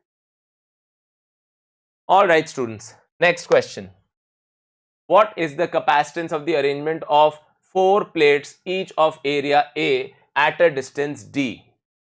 ठीक है, तो यहां पे हर प्लेट का एरिया, ये थोड़ा अलग ही अपीयरेंस है इस क्वेश्चन का। अभी तक जो हम सर्किट्स देख रहे थे उससे बिल्कुल अलग दिख रहा है ये। मान लीजिए ये टर्मिनल ए है, ये टर्मिनल बी है, और ये कह रहा है हर प्लेट का एरिया इफेक्टिवली ए है, और कोई भी दो कंसेक्यूटिव प्लेट्स के बीच का डिस्टेंस जो है वो डी है। तो अगर ऐसा है स्टूडेंट्स, तो आप बोलोगे सर 3 कैपेसिटर बनने का स्कोप है, 1 2 3। बिल्कुल गलत। तो गलत है ये बात। मान लीजिए जैसे ये प्लस है, ये माइनस है, तो ये दोनों तो सेम पोटेंशियल पे ही है, तो इनके बीच कोई कैपेसिटर बनने का स्कोप नहीं है। यानी कैपेसिटर कहां कहां बनेगा, एक तो ऐसे बोल दूं 1 2 3 और 4। तो पहला कैपेसिटर बनेगा 1 के लोअर और 2 के अपर से, और दूसरा कैपेसिटर बनेगा 3 के लोअर और बी के अपर से। यानी यहां पे कुल मिला के क्या बात होगी, 2 ही कैपेसिटर बन पाएंगे। कौन से 2 कैपेसिटर हैं ये स्टूडेंट्स, तो ए की तरफ कौन है और बी की तरफ कौन है। तो ए की तरफ कौन है, 1 का लोअर, तो ये तो हो गई 1 का लोअर, और ये क्या हो गया, 2 का अपर। ऐसे ही ये क्या हो गया स्टूडेंट्स, बी की तरफ जो है तो वो है 3 का लोअर, और ये क्या है, 4 का अपर। तो ये ए पे है, ये बी पे, ऐसे समझ लो ना, ये ए है, ये भी ए है, ये बी है और ये बी है। यानी इस तरीके से चार्ज अपेयर होगा। अगर मैं थोड़ा सा उसको भी दिखा सकूं, पूरी प्लेट पे नहीं बना रहा, तो यहां होगा प्लस, फिर यहां होगा माइनस, फिर यहां होगा प्लस, और फिर यहां होगा माइनस। ये इस तरीके से चार्ज यहां पे रहेगा, और ये दोनों क्योंकि पैरेलल में है तो सी इक्विवेलेंट क्या हो जाएगा, 2C, और एक की कैपेसिटेंस कितनी है students, epsilon naught A by t. तो ऐसे क्वेश्चंस भी आ सकते हैं, एक दो और दिखाता हूं आपको। राइट स्टूडेंट्स, नेक्स्ट क्वेश्चन, तो क्या है, what is the capacitance of the arrangement of 4 plates now. ठीक है, अब ये ए है, अब ये मान लीजिए बी है, तो फिर से वही बात करूंगा, ये भी ए है, ये भी ए है, ये भी बी है, ये भी बी है। तो कितने कैपेसिटर इस बार आपको दिख रहे हैं स्टूडेंट्स, तो आप बोलोगे 1 2 और 3। यानी इस बार जो आपका आंसर है वो क्या होने जा रहा है, सी सी और सी। और अब आप खुद समझ जाइए कि ये कैसे, क्योंकि ऐसे क्वेश्चंस आते हैं। तो सी इक्विवेलेंट क्या होगा स्टूडेंट, सी सी और सी तीनों पैरेलल में, यानी कि 3C। ठीक है, क्यों बन गया, ए का लोअर बी का अपर, फिर या फिर इसको ऐसे नाम दे दो 1 2 3 4, 1 2 3 4, यानी 1 का लोअर 2 का अपर, फिर 2 का लोअर 3 का अपर, एंड सो ऑन। इस तरीके से ये तीनों कैपेसिटर बन गए। आई होप आपको रिलेट कर पा रहे हैं, समझ पा रहे हैं। यानी इसका आंसर क्या हो गया, फिर से 3 epsilon naught A by t. ठीक है स्टूडेंट्स, तो अब ये हो गया, तो आगे एक और हो जाए, इक्विवेलेंट कैपेसिटेंस बतानी है, पर इस बार कहानी में ट्विस्ट ये है कि ए पे है ये, चलो मान लिया ये ए पे है, ये ए पे है, ये बी पे है, पर इस बार ये कोई ऐसा भी प्लेट है जिसको कोई बैटरी का सोर्स कनेक्टेड नहीं है, तो उसको फिर वही एक्स बोलते हैं इन जनरल। चार्ज तो इंड्यूस हो ही सकता है एक, क्योंकि दो पार्ट्स है तो हो सकता है यहां प्लस आ जाए यहां माइनस आ जाए। तो यहां पे कैसे कैपेसिटर्स हैं स्टूडेंट्स, 1 2 और 3, ये किस किस के बीच कनेक्टेड है, मान लीजिए ए और एक्स के बीच में, ए और, ये समझदारी, ये कॉन्फिडेंस आपको चाहिए कि आप एकदम से रिलेट कर पाए कि कहां पे ए है कहां पे एक्स है। और जो चौथा टर्मिनल है, जो चौथा कैपेसिटर है, वो किस किस के बीच में है स्टूडेंट्स, बी और एक्स के बीच में। यानी 3 तो आ गए ए और एक्स के बीच में और एक आ गया बी और एक्स के बीच में, तो ये तीनों तो हो गए पैरेलल में, तो सी इक्विवेलेंट कितना हो जाएगा 3C, और फिर ये हो गया सीरीज में C, यानी 3C अपॉन 3C इंटू सी अपॉन 3C प्लस C, यानी कि कितना हो जाएगा स्टूडेंट्स 3C/4। और अगर आप C की वैल्यू पुट कर दें तो 3/4 एप्सिलॉन नॉट A/D। ठीक है स्टूडेंट्स, आई होप इजीली आपने इसको हैंडल कर लिया होगा। फटाफट से कॉपी करिए फिर आगे बढ़ते हैं। चलिए नेक्स्ट क्वेश्चन क्या है, a parallel plate capacitor is filled with dielectrics as shown, what is its capacitance. तो अब यहां पे वापस से एप्सिलॉन नॉट A/D वाली बात हो रही है। तो क्या आपको यह समझ में आ रहा है कि ये दो प्लेट्स हैं, दोनों के बीच में डाइलेक्ट्रिक फील्ड है, पर 50% में अलग डाइलेक्ट्रिक है और 50% में एक दूसरा डाइलेक्ट्रिक है। तो ऐसे में हम ये कह सकते हैं कि यहां पे एक तरीके से दोनों प्लेट्स के बीच में देखा जाए तो दो अलग अलग डिविजन्स हो गए, और यहां पे अगर K1 भरा है तो यहां पे K2 डाइलेक्ट्रिक भरा है, पर इनके एरिया जो रह गए प्लेट्स के वो A/2 रह गए, D भले ही सेम है। यानी कि ये दोनों कैपेसिटर जो हैं ये डेफिनेटली किस में हो गए, पैरेलल में। तो C इक्विवेलेंट क्या हो गया स्टूडेंट्स, C1 प्लस C2, पर C1 किसके बराबर है, K1 epsilon not A/2 upon D, और C2 किसके बराबर है, K2 epsilon not A/2 upon D। यानी कि C इक्विवेलेंट किसके बराबर है, K1 plus K2 upon 2 into epsilon naught A/D के बराबर है, K1 plus K2 into epsilon naught A/D। इस तरीके से बात बन गई। यानी अगर कोई ऐसे बोले आपसे कि इसका इक्विवेलेंट डाइलेक्ट्रिक कांस्टेंट क्या रहा भाई, इसका इक्विवेलेंट डाइलेक्ट्रिक कांस्टेंट क्या रहा, तो आप इसको ऐसे भी कह सकते हो कि this is equal to K equivalent epsilon naught A/D। Hence ये जो पूरा फैक्टर है K1 प्लस K2 अपॉन 2 का, ये एक तरीके से क्या बता रहा है आपको, इक्विवेलेंट डाइलेक्ट्रिक कांस्टेंट। फटाफट कॉपी करिए फिर आगे बढ़ते हैं। चलिए स्टूडेंट्स नेक्स्ट थिंग क्या है, a parallel plate capacitor is filled with dielectric as shown, what is its capacitance. तो आप बोलोगे सर अभी तो किया, कुछ कुछ सिमिलर सा था, बहुत सिमिलर दिखने में भले ही होगा पर बहुत डिफरेंस है कंसेप्चुअली। क्यों डिफरेंस है, क्योंकि इस बार क्या हुआ कि जो डाइलेक्ट्रिक का डिवीजन है वो प्लेट्स के पैरेलल है, यानी सर्किट में पैरेलल नहीं बल्कि क्या होगा, सीरीज होगा।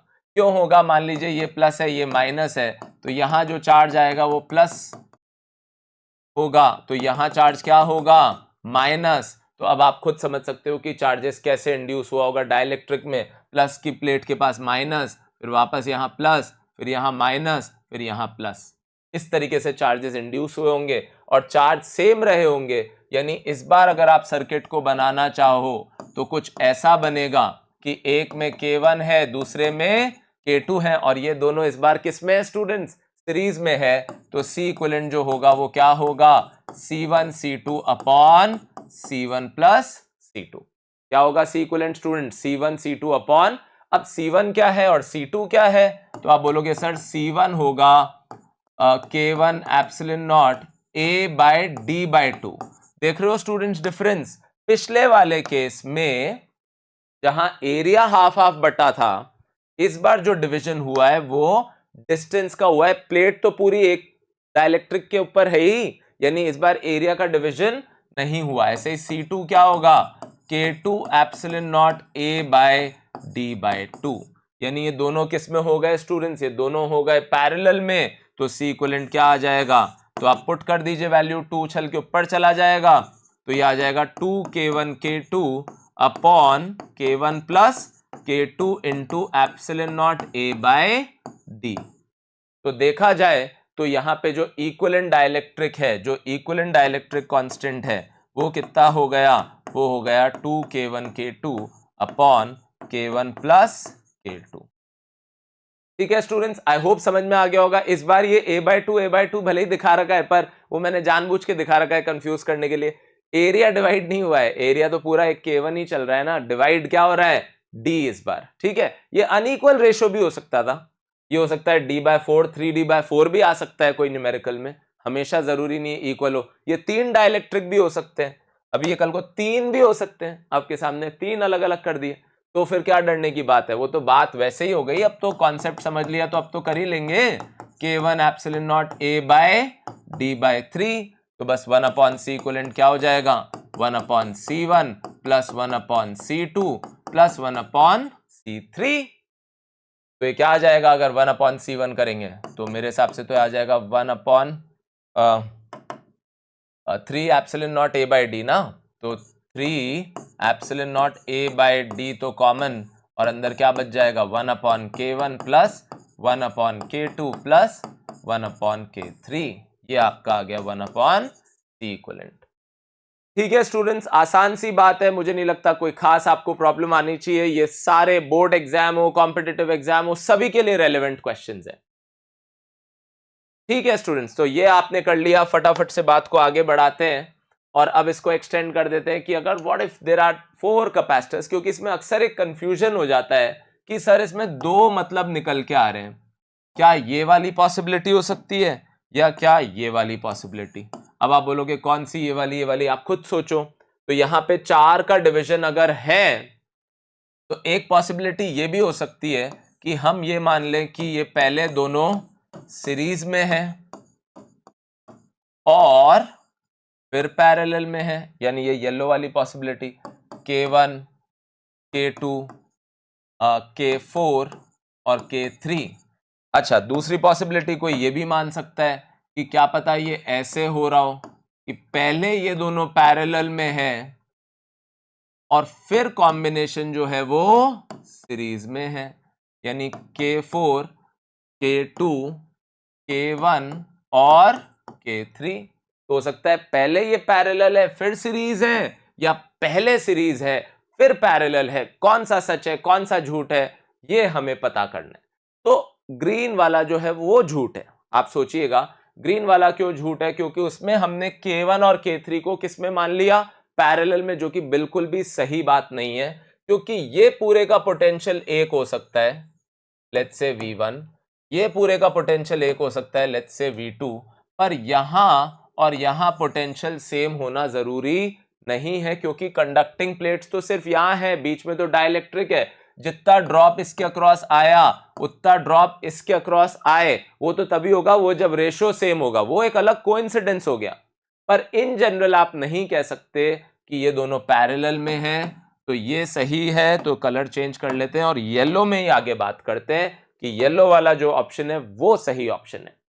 अच्छा, अब इसमें C1 क्या लिखोगे आप फॉर एग्जाम्पल, तो इसमें भी एक जल्दबाजी में एक गलती हो जाती है, बच्चे सोच लेते हैं a/4 हो गया, a/4 नहीं हुआ, अभी भी ये a/2 ही हुआ है, क्योंकि प्लेट तो ये है ना, जो साइड व्यू दिख रहा है आपको तो प्लेट का, तो उसमें आधी k1 के सामने आधी k3, तो एरिया तो हाफ ही हुआ है और डिस्टेंस भी इस बार हाफ हो गया, यानी इस बार हर कैपेसिटर के लिए एरिया भी हाफ है और डिस्टेंस भी हाफ है। तो जब दोनों ही हाफ है तो C1 क्या आ गया आपका, k एप्सिलॉन नॉट a/d। ऐसे ही C2 क्या आ जाएगा, k2 epsilon naught a/d, k3 epsilon naught a/d, k4 epsilon naught a/d।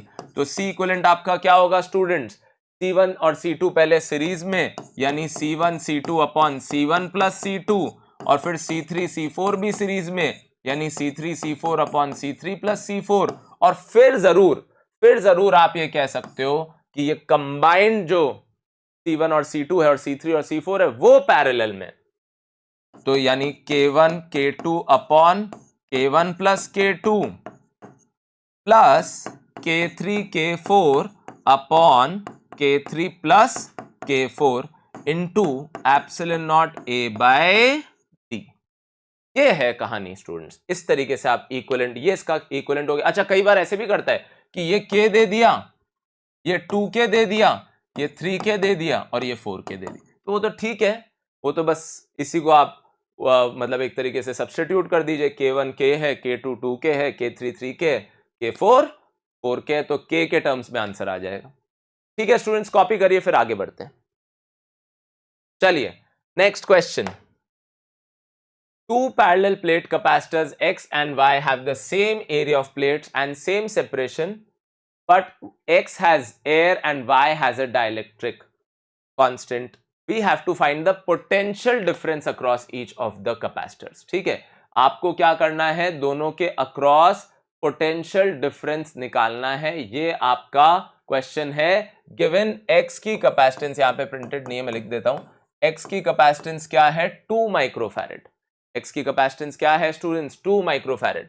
तो ऑटोमेटिकली Y की कैपेसिटेंस क्या हो जाएगी, सोचिए, 4 इंटू 2 यानी कितनी हो जाएगी, 8 माइक्रोफैरेड। आपको बताना है पोटेंशियल डिफरेंस। तो पोटेंशियल डिफरेंस बताना है तो बता देंगे। ये मैंने सिर्फ इसलिए लिया क्योंकि अब हम शुरुआत करने जा रहे हैं डाइलेक्ट्रिक्स के इंसर्शन की। तो सर्किट्स में भी कभी कभार ऐसा हो सकता है कि आपको कहीं डाइलेक्ट्रिक इंसर्ट करा हुआ दिखाए, कहीं ना दिखाए। एक्स में तो डाइलेक्ट्रिक इंसर्टेड है, वाई में डाइलेक्ट्रिक इंसर्टेड, सॉरी एक्स में डाइलेक्ट्रिक इंसर्टेड नहीं है, वाई में डाइलेक्ट्रिक इंसर्टेड है। तो सी इक्विवेलेंट क्या हो जाएगा स्टूडेंट, सबसे पहले दो 2 इंटू 8 अपॉन 2 प्लस 8 यानी कितना हो जाएगा, 16/10 यानी कि 8/5 माइक्रोफैरेड। ठीक है, तो अब जो Q जाएगा वो जाएगा सी इक्विवेलेंट इंटू वी, जाहिर सी बात है, तो वो कितना हो जाएगा 8/5 माइक्रोफैरेड, और V कितना है हमारा 12, तो ये हो गया 12 इंटू 8, तो 12 इंटू 8 हो गया हमारा 96/5 माइक्रोकूलम, जस्ट इन केस कोई पूछता। खैर अभी तो हमें पोटेंशियल डिफरेंस बताना है, तो इतना तो हम समझते ही हैं कि क्योंकि ये दोनों सीरीज में है तो चार्ज दोनों में से सेम ही होके जाएगा, और अगर चार्ज सेम होके जाएगा तो अगर इसकी कैपेसिटेंस 2 माइक्रोफैरेड है तो इसकी कैपेसिटेंस 8 माइक्रोफैरेड है, यानी इसकी कैपेसिटेंस के मुकाबले इसकी कैपेसिटेंस जो है वो कितने टाइम्स है स्टूडेंट्स, 4 टाइम्स है। और 4 टाइम्स कैपेसिटेंस होने का मतलब मैंने आपको पहले भी बताया था कि V क्या होता है स्टूडेंट्स, Q/C। तो V C के क्या होता है, इनवर्सली प्रोपोर्शनल। यानी अगर कैपेसिटेंस का रेशो 1:4 है X और Y का, तो वोल्टेज का रेशो 4:1 होगा, यानी ये इससे 4 टाइम्स ज्यादा पोटेंशियल खाएगा, यानी इसके अक्रॉस तो आएगा 4/5 टाइम्स ऑफ 12 वोल्ट का पोटेंशियल ड्रॉप, और इसके अक्रॉस आएगा 1/5 टाइम्स ऑफ 12 वोल्ट। यानी मैंने क्या किया, 4:1 में डिवाइड कर दिया, 4:1, यानी 4/5 पार्ट्स और 1/5 पार्ट।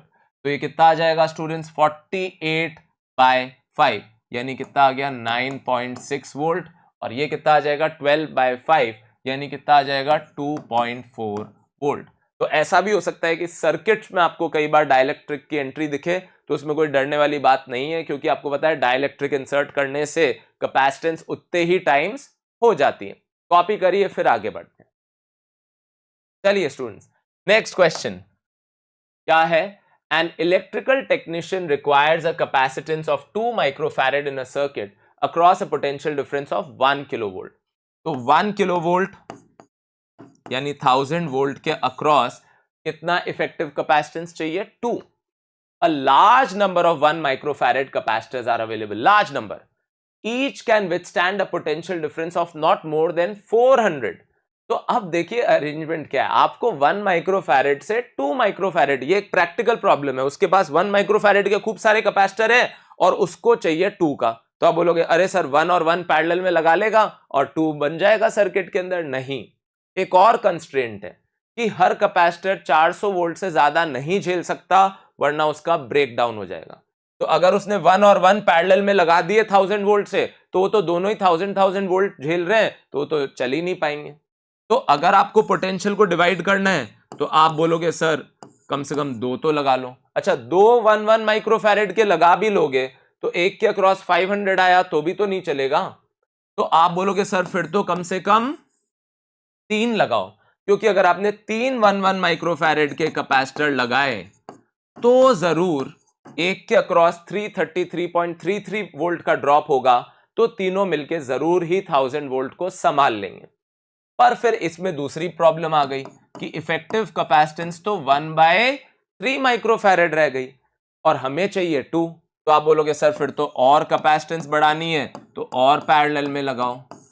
अच्छा 1/3 और लगा ली तो अब ये हो गई 2/3। तो अब आप खुद दिमाग लगा लो ऐसी कितनी ब्रांचेस लगानी पड़ेगी, 3 लगाते ही अब ये हो गया 1 माइक्रोफैरेड। यानी ऐसी हमें ऑब्वियस सी बात है 4, 5 और फाइनली 6 ब्रांचेस ऐसी लगाओगे आप तो जाके आपको इफेक्टिवली कितना कैपेसिटेंस मिलेगा स्टूडेंट्स, 6 × 1/3 यानी 2 माइक्रोफैरेड। यानी दिखने में जो काम बहुत ही इजी लग रहा था कि यार 1 माइक्रोफैरेड के 2 पैरेलल में लगा लो और 2 बन जाता है, प्रैक्टिकली यही होता है। प्रैक्टिकली आपको कुछ और कंडीशंस को भी मीट करना पड़ता है, यही आपको ये क्वेश्चन सिखाना चाह रहा है। बहुत ही पॉपुलर क्वेश्चन है, सब टीचर्स अपने स्टूडेंट्स को कराते हैं, बहुत बार पूछा भी जाता है, बोर्ड्स में अक्सर पूछा जाता है। तो आई होप आपको समझ में आ गया होगा। ठीक है स्टूडेंट्स, नेक्स्ट क्वेश्चन क्या है? In the situation a dielectric slab is inserted between the plates of a capacitor. ठीक है, state how capacitance, charge, potential energy and electric field would change if while inserting the capacitor, while inserting the dielectric होना चाहिए, while inserting the dielectric, while inserting the dielectric, battery is kept connected. ठीक है, battery को क्या रखा गया? Connected. ये बहुत इंपॉर्टेंट क्वेश्चन है, बहुत ज्यादा, बहुत कुछ है सीखने के लिए। तो बैटरी, अब देखो सीन क्या चल रहा है। हम हमेशा बोलते हैं कि यार डाइलेक्ट्रिक इंसर्ट करने पे कैपेसिटेंस अफेक्ट हो जाती है, पर व्हाट इफ और सर्किट के पैरामीटर्स का भी हम डिस्कशन करें कि वो कैसे चेंज हो रहे हैं। तो जब डाइलेक्ट्रिक इंसर्ट कर रहे हैं तो अभी हम ये केस मान रहे हैं कि बैटरी को हमने क्या रख दिया स्टूडेंट्स? सर बैटरी को हमने कनेक्टेड रख दिया। तो बैटरी को अगर हमने कनेक्टेड रख दिया तो अब V कभी भी चेंज नहीं हो सकता। यानी अगर डाइलेक्ट्रिक से आपने कैपेसिटेंस बढ़ा भी दी तो कोई प्रॉब्लम नहीं है, चार्ज और बढ़ जाएगा पर वोल्टेज चेंज नहीं होने देगा। यानी और चार्ज बैटरी दे देगी क्योंकि कैपेसिटेंस बढ़ गई। कैपेसिटेंस डेफिनेटली कितने टाइम्स हो गई बोलो? K times. अब क्योंकि Q है CV और हम ये क्लियरली देख पा रहे हैं कि V सेम रहते हुए C अगर K टाइम्स हो गया तो Q भी कितने टाइम्स हो जाएगा स्टूडेंट्स? K times. अच्छा व्हाट अबाउट इलेक्ट्रिक फील्ड? तो इलेक्ट्रिक फील्ड है V/D। इलेक्ट्रिक फील्ड क्या है स्टूडेंट्स? V/D। तो ना V बदला ना D बदला तो E भी नहीं बदलेगा। What about energy? तो एनर्जी के लिए हम लिखेंगे हाफ CV²। एनर्जी के लिए हम क्या लिखेंगे? Half CV²। और अगर C के टाइम्स हो गया और V सेम रहा तो एनर्जी भी कितने टाइम्स हो गई स्टूडेंट्स? K times. यानी क्या क्या चीजें कैसे बदली आपको समझ में आ गया? V और E सेम रहा अगर आपने बैटरी को कनेक्टेड रखते हुए डाइलेक्ट्रिक इंसर्ट किया, बाकी तीनों चीजें K टाइम्स होगी। व्हाट इफ अगर हम बैटरी को डिस्कनेक्ट कर दें? यानी अगर हमने ऐसे कैपेसिटर को पहले चार्ज भले ही कर दिया पर फिर बैटरी को डिस्कनेक्ट कर दिया और अब हम वो डाइलेक्ट्रिक इंसर्ट करने जा रहे हैं तो क्या होगा? तो अगर बैटरी डिस्कनेक्टेड है या कनेक्टेड है, C तो अभी भी कितने टाइम्स होगा? K times. C तो अभी भी कितने टाइम्स होगा? K times. अच्छा क्योंकि हमने बैटरी को डिस्कनेक्ट कर दिया तो Q अब चेंज नहीं होगा स्टूडेंट्स। Q चेंज कैसे होगा? अरे आप बोलोगे सर और कैपेसिटी बढ़ गई। अरे बढ़ गई पर कोई सोर्स तो है ही नहीं चार्ज देने वाला, तो अगर कैपेसिटी बढ़ गई वही चार्ज है तो फिर पोटेंशियल ड्रॉप हो गया। यानी अगर V जो आपका Q/C था और Q सेम रहा और C K टाइम्स हो गया तो V डेफिनेटली क्या हो जाएगा? उतने ही टाइम्स डिक्रीज। यानी V क्या हो जाएगा? 1/K times. अच्छा अब E हमारा क्या है? V/D।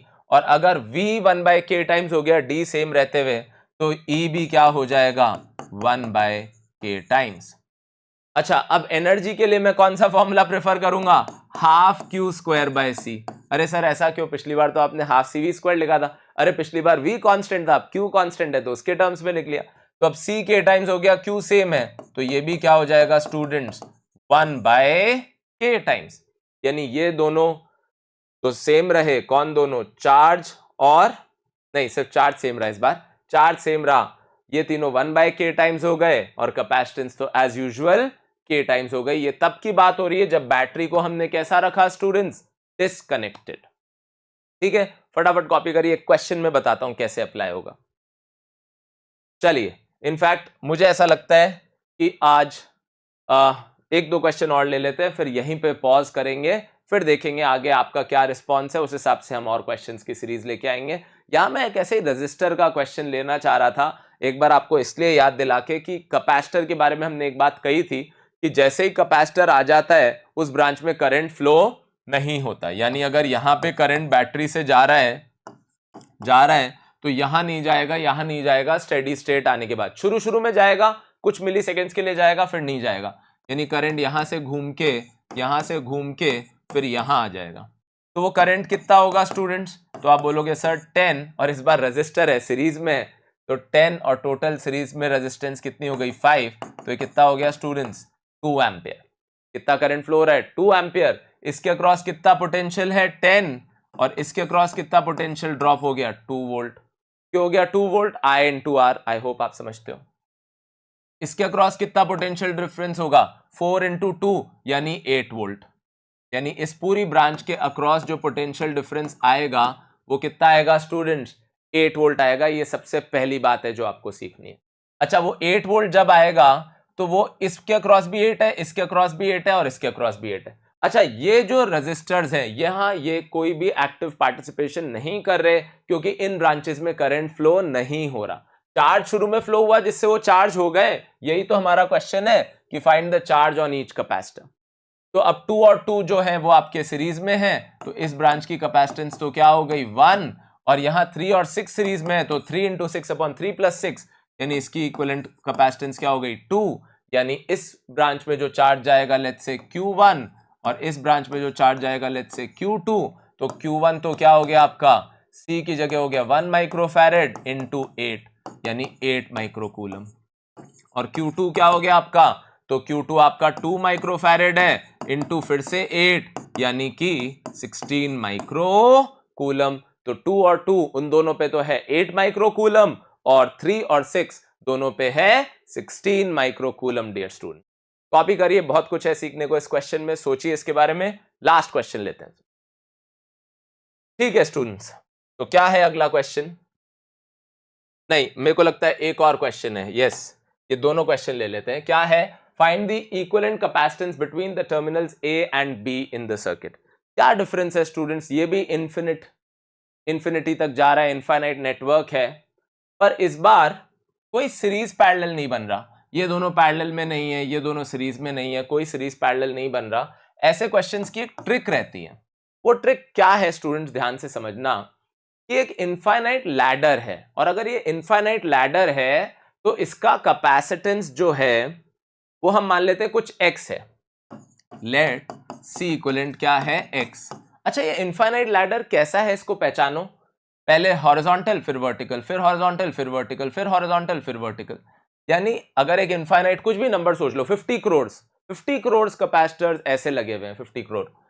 तो अगर मैं इसको ऐसे हटाऊं एक बार के लिए, यानी इन दोनों को ऐसे हटा दूं, तो आप बोलोगे सर फिर से वही अरेंजमेंट। आप इमेजिन तो करो 50 करोड़ कैपेसिटर लगे हुए हैं, अगर ये मैं दो छुपा भी लूं या इनको यहां से हटा भी दूं तो आपको कोई फर्क लगेगा क्या, नहीं लगेगा, इक्विवेलेंट को भी नहीं लगता। यानी अगर हॉरिजॉन्टल वर्टिकल की वापस से एरे शुरू हो जाएगी इन दो को हटा के, तो आप ये कह सकते हो कि इस बचे हुए को भी आप क्या मान सकते हो, पूरे को x। सर ऐसा करने से क्या होगा, अरे ऐसा करने से आपका क्वेश्चन बहुत ही इजीली सॉल्व हो गया एक छोटे से एरर के साथ, पर लगभग वो ना के बराबर है। यानी कि ये हो गया कि हम इस पूरे बचे हुए को क्या मान ले, फिर से स्टूडेंट्स x मान लें। तो जैसे ही आपने इसको x मान लिया, यानी सर क्या कहना चाह रहे हो, ये भी x है, इसका सी इक्विवेलेंट भी x है, और ये जो पूरा हटा दिया ये, अरे तो 50 करोड़ में से दो हटा भी दिए और वही नेटवर्क मेंटेन हो रहा है फिर से, तो आप इसको भी x और इस इक्विवेलेंट को भी x बोल ही सकते हो ना। यानी ये क्या हो गया, x और c पैरेलल में और फिर c जो है वो सीरीज में, तो 1/c equivalent is equals to, ये क्या है स्टूडेंट्स x प्लस सी, तो c इंटू एक्स प्लस सी अपॉन सी प्लस, या तो ऐसे लिख देता हूं, c इक्विवेलेंट क्या है स्टूडेंट्स, c इक्विवेलेंट क्या है, पहले इन दोनों का पैरेलल जो कि हो गया c प्लस एक्स और फिर c उसके साथ सीरीज में, तो c1 c2 upon c1 plus c2, और ये c इक्विवेलेंट खुद भी किसके बराबर है, x के ही बराबर है, यानी cx plus c square upon 2c plus x, यानी कि 2cx plus x square is equals to cx plus c square.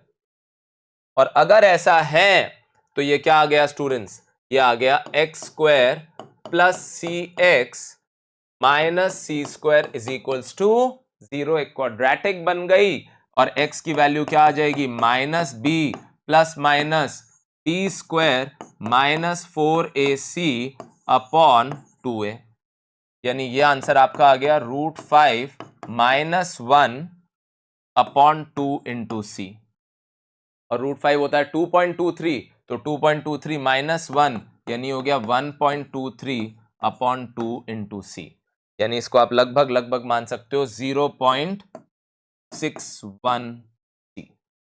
ठीक है, तो सी की जो भी वैल्यू है उससे इसका इक्विवेलेंट निकल गया कि इतना इसका इक्विवेलेंट है। ये बहुत यूज होता है, फिर से याद कर लीजिए, हॉरिजॉन्टल वर्टिकल, तो एक पूरे बोलते हैं ना एम्पिरिकल फॉर्म को मैंने छुपा दिया और फिर वापस वो एरे रिपीट होने लगा, ये बेसिकली ट्रिक है।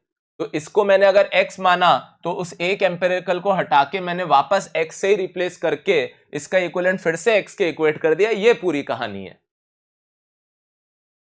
ठीक है स्टूडेंट्स, तो लास्ट क्वेश्चन क्या है फिर आज का, in the circuit shown the energy stored in both the capacitors is U1।